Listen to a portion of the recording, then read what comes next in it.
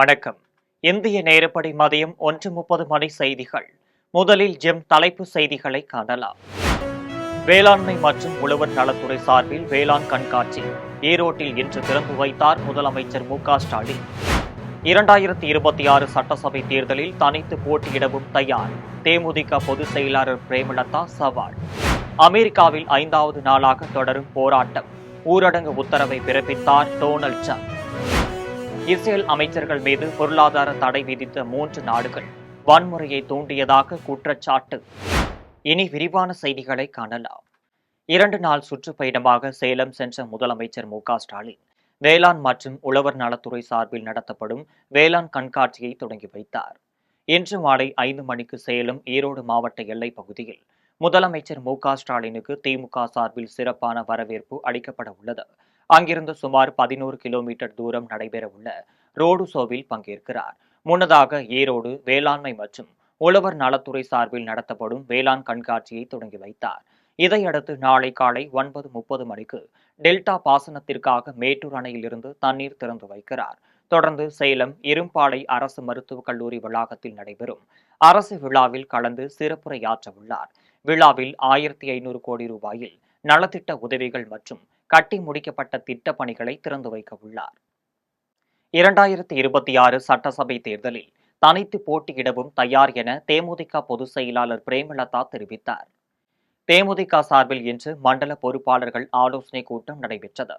இன்று முதல் 4 நாட்களுக்கு நடைபெறும் இந்த கூட்டத்தில் தேமுதிக நிர்வாகிகளுடன் அக்கட்சியின் பொதுச் செயலாளர் பிரேமலதா முக்கிய ஆலோசனை நடத்தி வருகிறார். இன்று நடைபெற்ற கூட்டத்தில் தூத்துக்குடி, நெல்லை, கன்னியாகுமரி உள்ளிட்ட தென் மாவட்ட நிர்வாகிகளுடன் பிரேமலதா ஆலோசனை நடத்தினர். இதையடுத்து செய்தியாளர்களிடம் பேசிய அவர், தமிழகத்தில் கூட்டணி ஆட்சி அமைந்தால் வரவேற்பதாகவும் தனித்து போட்டியிடவும் தயார் எனவும் தெரிவித்தார். தொடர்ந்து ராஜ்யசபா சீட்டு குறித்த ஒப்பந்த கடிதத்தை நாகரிகம் கருதி வெளியிடவில்லை என தெரிவித்தார். இதையடுத்து தாவேகாவுடன் கூட்டணியா என்ற கேள்விக்கு விஜயிடம்தான் கேட்க வேண்டும் என தெரிவித்தார். எனவே நிச்சயமாக அதற்கான சந்தர்ப்பம் வந்தால் அதுக்கு ஒன்றும் நாங்கள் பயப்படக்கூடியவர்களோ சளைக்கக்கூடியவர்களோ கிடையாது. தேசிய முற்போக்கு திராவிட கழகம் ஏன்னா எத்தனையோ தேர்தல்களை, எத்தனையோ இடைத்தேர்தல்களை தனியாகவே களம் கண்டவர்கள். அதனால் நாங்கள் எல்லாத்துக்கும் தான் ரெடியாக இருக்கோம், அதில் மாற்றுக்கிறது கிடையாது. அதனால் அதுக்கான நேரம் காலம் வரணும், அதுக்கான காலம் பதில் சொல்லும் என்பதை மட்டும் இந்த நேரத்தில் தெரிவிச்சுக்கோங்க. அமெரிக்காவின் லாஸ் ஏஞ்சல்ஸ் நகரில் தொடர்ந்து 5வது நாளாக போராட்டங்கள் தொடர்வதால் வன்முறையை கட்டுப்படுத்த அதிபர் ட்ரம்ப் ஊரடங்கு உத்தரவை பிறப்பித்துள்ளார். அமெரிக்காவின் லாஸ் ஏஞ்சல்ஸ் நகரில் சட்டவிரோத குடியேறிய 44 பேர் கைது செய்யப்பட்டுள்ளனர். இதனால் மக்கள் கைது செய்யப்படுபவர்களை விடுவிக்க கோரி போராட்டம் நடத்தி வருகின்றனர். லாஸ் ஏஞ்சல்ஸ் நகரில் 5வது நாளாக போராட்டங்கள் தொடர்வதால் வன்முறையை கட்டுப்படுத்த அதிபர் ட்ரம்ப் ஊரடங்கு உத்தரவை பிறப்பித்துள்ளார். மேலும் லாஸ் ஏஞ்சல்ஸ் நகரை கும்பல்கள் ஆக்கிரமித்துள்ளதாகவும் வெளிநாட்டு எதிரியின் படையெடுப்பில் இருந்து நகரை மீட்டு அழகான நகரமாக மாற்ற உள்ளதாக தெரிவித்தார். கலவரம் தொடர்ந்து நடைபெற்று வருவதால் லாஸ் ஏஞ்சல்ஸில் பதற்றமான சூழல் நிலவி வருகிறது. இஸ்ரேல் அமைச்சர்கள் மீது பொருளாதார தடை விதிப்பதாக பிரிட்டன் உட்பட 3 நாடுகள் அறிவித்துள்ளனர். காசா இஸ்ரேல் இடையே நீண்ட நாட்களாக போர் நிலவி வருகிறது. காசா மீது இஸ்ரேல் நடத்திய தாக்குதலில் ஆயிரக்கணக்கான மக்கள் உயிரிழந்துள்ளனர். இந்த நிலையில் மேற்கு கரை பகுதியில் உள்ள பாலஸ்தீனர்களுக்கு எதிராக இஸ்ரேல் அமைச்சர்கள் இதாமர் பென்-கிவிர், பெசலெல் ஸ்மோட்ரி ஆகியோர் வன்முறையை தூண்டியதாக குற்றச்சாட்டு எழுந்தது. இந்த நிலையில் வன்முறையை தூண்டிய 2 இஸ்ரேல் அமைச்சர்கள் மீது பொருளாதார தடை விதிப்பதாக Britain, Australia, Canada, New Zealand, Norway உள்ளிட்ட நாடுகள் அறிவித்துள்ளனர். சொந்தமாக இந்த நாடுகளில் உள்ள சொத்துக்கள் முடக்கப்பட்டுள்ளதாக அறிவிக்கப்பட்டுள்ளது. மேலும் இந்த நாடுகளில் உள்ள இஸ்ரேல் அமைச்சர்களின் சொத்துக்கள் முடக்கப்பட்டுள்ளது. மேலும் இந்த நாடுகளுக்கு அந்த அமைச்சர்கள் பயணம் மேற்கொள்ளவும் தடை விதிக்கப்பட்டுள்ளது.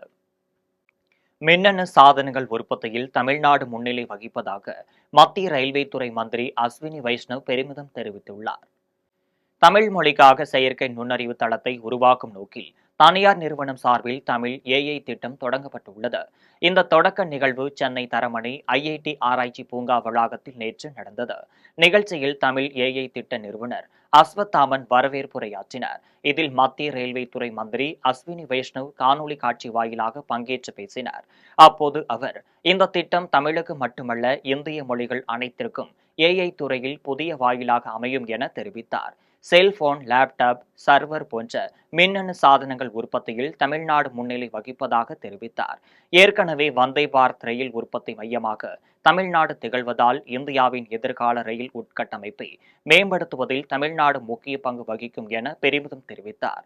மேலும் இந்நிகழ்ச்சியில் மலேசியா நாட்டின் தேசிய ஒற்றுமைக்கான துணை மந்திரி சரஸ்வதி கந்தசாமி, லண்டன் செஸ்போர்ட் அரசு கவுன்சிலர் பாப்பா வெற்றி ஆகியோரும் கலந்து கொண்டனர். கோவையில் 245 கோடி ரூபாயில் கட்டப்பட்டு வரும் நூலகத்தை பொதுப்பணித்துறை அமைச்சர் ஏவா வேலு நேரில் ஆய்வு மேற்கொண்டார். கோவை மாவட்டம் காந்திபுரம் பகுதியில் புதிதாக கட்டப்பட்டு வரும் நூலகம் மற்றும் அறிவுசார் மைய கட்டுமான பணிகளை பொதுப்பணித்துறை அமைச்சர் ஏவா வேலு நேரில் பார்வையிட்டு ஆய்வு செய்தார்.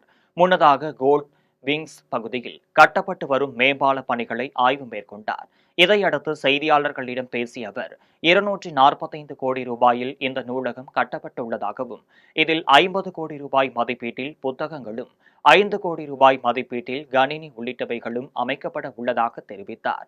டிசம்பர் மாத இறுதிக்குள் பணிகள் முடிந்து பயன்பாட்டிற்கு வரவுள்ளதாக தெரிவித்தார். தொடர்ந்து இந்த பணி முடிவடைய வேண்டும் என்ற அடிப்படையில் என்னுடைய ஆய்வு என்பது இது 3வது முறையாக இந்த ஆய்வை நான் மேற்கொண்டிருக்கிறேன்.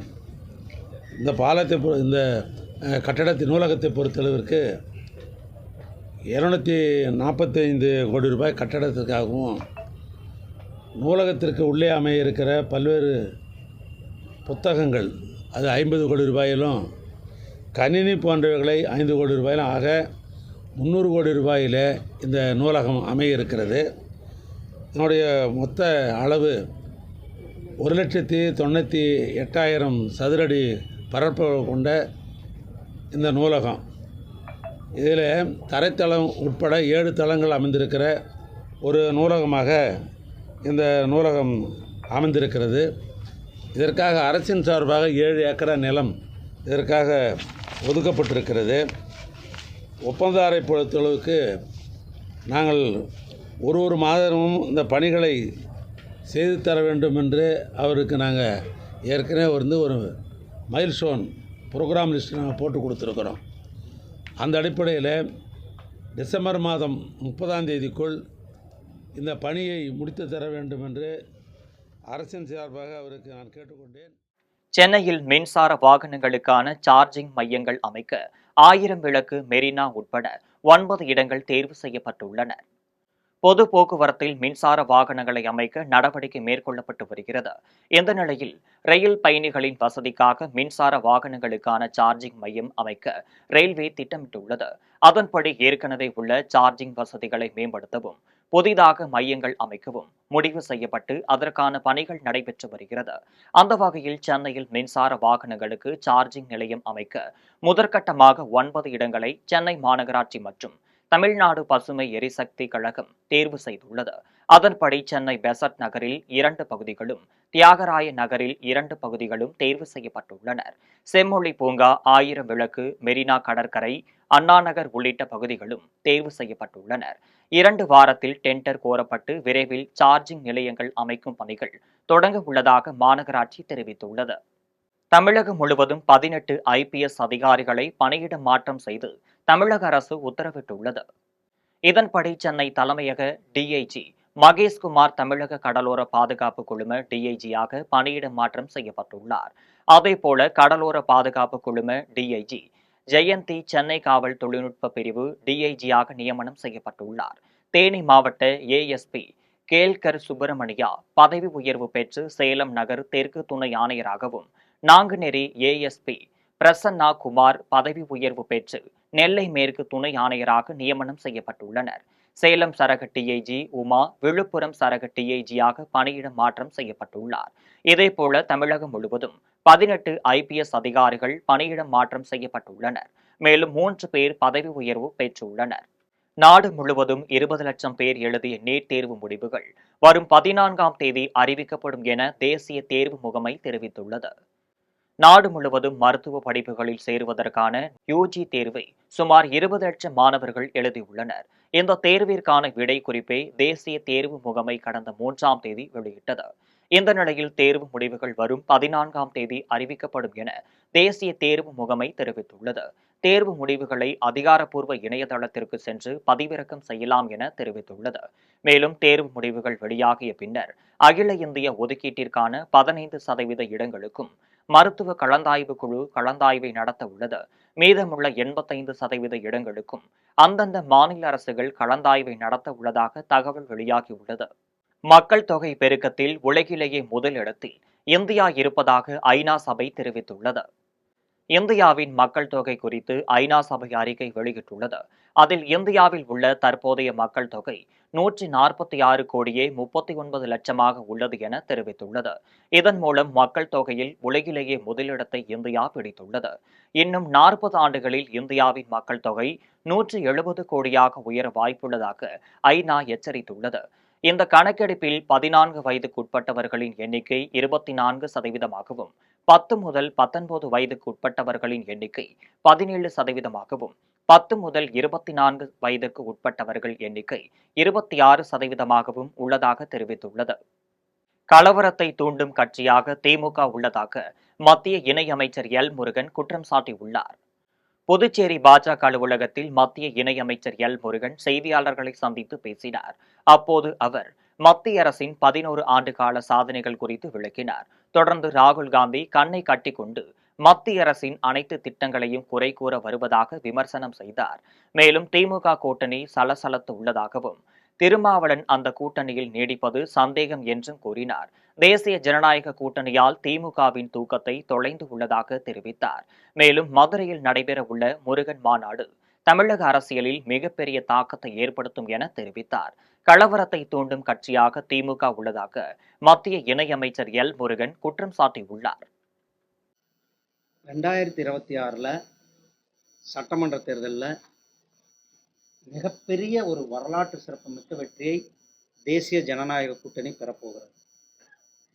திருமாவளவனுடைய அவர் என்ன அவங்களோட கூட்டணியே சலசலத்து போயிருக்கிறார். அவரே அந்த கூட்டணியில் இருப்பாரா இல்லையான்னு தெரியுது. அவரே டபுள் மைண்டில் இருக்கார். இன்னைக்கு இந்த கூட்டணிக்கு போகலாமா அல்லது வேற யாரு கூடயாவது போகலாமா? ஏன்னா அவருக்கு தெரியும் இந்த அவர்களுடைய கூட்டணி, அதாவது இண்டி கூட்டணி மிகப்பெரிய தோல்வி அடையும் என்பது அவருக்கு நல்லாவே தெரியும். அதனால தான் அவர் நம்ம வேற கூட்டணி மாறலாமா அல்லது வேற யார்கிட்டயாவது போகலாமா என்ற ஒரு தடுமாற்றத்தோடு அது இருக்கிறது. இதே அவர் இப்படி பேசியிருப்பது அவருடைய தடுமாற்றத்தை வெளிப்படுத்தியிருக்கிறார் என்பதுதான். நாமக்கல்லில் தனியாக வசித்து வந்த மூதாட்டியின் கொலை வழக்கில் 2 போலீசார் கைது செய்துள்ளனர். நாமக்கல் மாவட்டம் பரமத்தி அடுத்த குளத்துப்பாளையம் கிராமத்தில் தோட்டத்து வீட்டில் தனியாக வசித்து வந்த மூதாட்டி சாமியாத்தாளை கடந்த 7ஆம் தேதி மர்ம நபர்கள் படுகொலை செய்துள்ளனர். இந்த நிலையில் இச்சம்பவம் தொடர்பாக சிசிடிவி காட்சிகளை ஆய்வு மேற்கொண்ட போலீசார் ஆனந்தகுமார், அஜித்குமார் ஆகிய இருவரை கைது செய்து விசாரணை நடத்தினர். விசாரணையில் நகை மற்றும் பணத்திற்காக மூதாட்டியை கொலை செய்ததாக வாக்குமூலம் இருவரும் அளித்துள்ளனர். முன்னதாக குற்றவாளியான ஆனந்தராஜ் 4 ஆண்டுகளுக்கு முன்பு மூதாட்டி சாமியாத்தாள் தோட்டத்திலும் அவர்களது மகளின் எண்ணெய் மில்லிலும் வேலை பார்த்து வந்துள்ளனர். இந்த நிலையில் அவரது நண்பர் அஜித்குமாருடன் சேர்ந்து மூதாட்டியை திட்டமிட்டு கொலை செய்துள்ளனர். தனியாக வசித்து வந்த மூதாட்டியை நகை பணத்திற்காக கொலை செய்த சம்பவம் அப்பகுதியில் சோகத்தை ஏற்படுத்தியுள்ளது. விருதாச்சலம் அருகே பாத யாத்திரையாக சென்ற பக்தர்கள் மீது கார் மோதிய விபத்தில் 3 பேர் பரிதாபமாக உயிரிழந்துள்ளனர். கடலூர் மாவட்டம் ஸ்ரீமுஷ்ணம் பகுதியைச் சேர்ந்த 10க்கும் மேற்பட்ட பக்தர்கள் கள்ளக்குறிச்சி மாவட்டம் மேல் நாரியப்பனூர் புனித அந்தோணியர் ஆலயத்திற்கு பாத யாத்திரையாக புறப்பட்டுச் சென்றுள்ளனர். விருதாச்சலம் மணலூர் பகுதியில் பாத யாத்திரையாக சாலையோரத்தில் சென்று கொண்டிருந்த போது அவ்வழியாக வந்த கார் ஒன்று திடீரென பக்தர்கள் மீது மோதியது. இதில் பக்தர்கள் 3 பேர் சம்பவ இடத்திலேயே பரிதாபமாக உயிரிழந்தனர். மேலும் 4 பேர் படுகாயமடைந்த நிலையில் விருதாச்சலம் அரசு மருத்துவமனையில் சிகிச்சைக்காக சேர்க்கப்பட்டனர். தகவல் அறிந்து வந்த போலீசார் இச்சம்பவம் குறித்து வழக்கு பதிவு செய்து விசாரணை நடத்தி வருகின்றனர். பாத யாத்திரை சென்ற பக்தர்கள் விபத்தில் பலியான சம்பவம் அப்பகுதியில் பெரும் சோகத்தை ஏற்படுத்தியுள்ளது.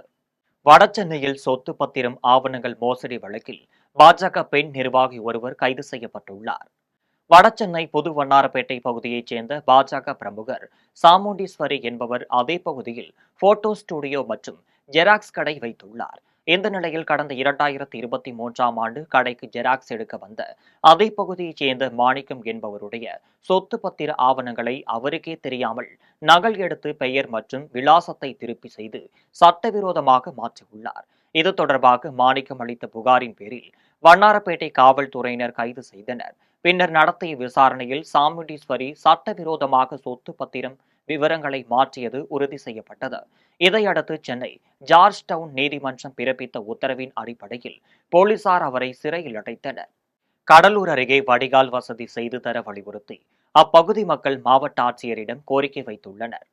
கடலூர் மாவட்டம் ஸ்ரீமுஷ்ணம் ஒன்றியத்திற்குட்பட்ட பாளையங்கோட்டை மேல்பாதை தெருவில் நேற்று பெய்த மழையால் மழைநீர் தேங்கி இயல்பு நிலை பாதிக்கப்பட்டுள்ளதாக அப்பகுதி மக்கள் வேதனை தெரிவித்துள்ளனர். சாலையில் மழைநீர் தேங்கி இருப்பதால் பள்ளி செல்லும் சிறுவர்கள் மிகவும் சிரமப்படுவதாக வருத்தம் தெரிவித்தனர். இதுகுறித்து மாவட்ட ஆட்சியர் ஆய்வு செய்து வடிகால் வசதி செய்து தர வலியுறுத்தி மக்கள் கோரிக்கை வைத்துள்ளனர். இனி வருவது விளையாட்டு செய்திகள்.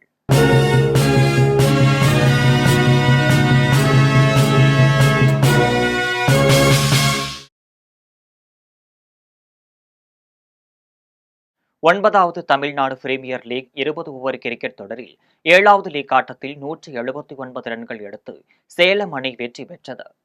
9வது Tamil Nadu premier league 20 over cricket போட்டி கோவை நவ இந்தியாவில் உள்ள ஸ்ரீ ராமகிருஷ்ணா கலை அறிவியல் கல்லூரி ஸ்டேடியத்தில் 5ஆம் தேதி தொடங்கி நடைபெற்று வருகிறது. இதில் Chepauk super gillies, Kovai Kings உட்பட 8 அணிகள் பங்கேற்றனர். இந்த நிலையில் நேற்று நடைபெற்ற 7வது லீக் ஆட்டத்தில் சேலம் ஸ்பார்டன்ஸ், திருச்சி கிராண்ட் சோலன்ஸ் அணிகள் மோதினர். இதில் திருச்சி அணி 9 விக்கெட்டுகளை இழந்து 172 ரன்கள் எடுத்தது. போட்டியின் முடிவில் சேலம் அணி 8 விக்கெட்டுகளை இழந்து 179 ரன்கள் எடுத்து வெற்றி பெற்றது. இனி வருவது வானிலை செய்திகள்.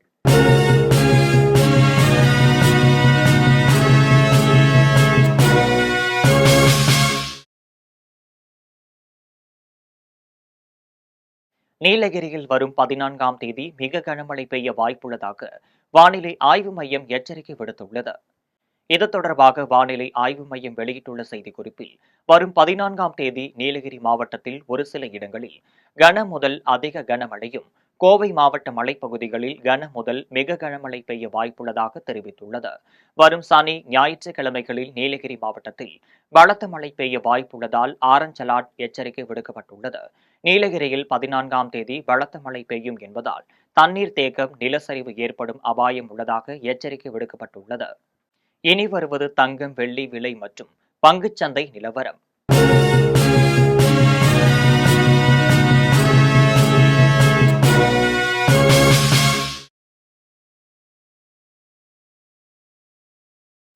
சென்னையில் ஆபரண தங்கத்தின் விலை ஒரு சவரன் 72,160 ரூபாய்க்கு விற்பனை செய்யப்படுகிறது.